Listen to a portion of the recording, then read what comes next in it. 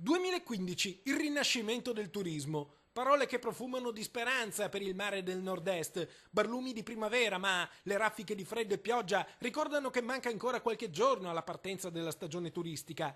Con la Pasqua alle porte però non c'è tempo da perdere. Jesolo punta a trend e strategie per i nuovi modelli di accoglienza tra internet e web. L'obiettivo è quello di essere sempre più competitivi nel mercato internazionale, cavalcando l'onda alta del cambiamento. Certo, nel mare della crisi le difficoltà affiorano come scogli affilati e pericolosi ed oggi il turismo non può più vivere solo nei mesi estivi. Le potenzialità per confermare i numeri dello scorso anno però ci sono tutte.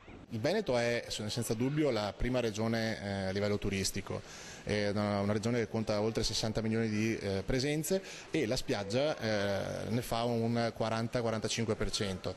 Per partire a razzo c'è bisogno di un detonatore, un'attrazione che faccia decollare Jesolo, uno spettacolo in alto mare, uno show della natura. Così la stagione turistica nasce sotto il segno delle murene, strani e affascinanti pesci che vivono nelle scogliere e nei fondali rocciosi di tutto il mondo. Un concerto di colori e sfumature esclusivamente in 3D, perché tutto viene messo in scena dal vivo sul palcoscenico di Sea Life, l'acquario del Lido di Jesolo. È da qui che parte la sfida della Riviera Veneziana che punta, da Pasqua a fine settembre, su una serie di appuntamenti di primissimo ordine.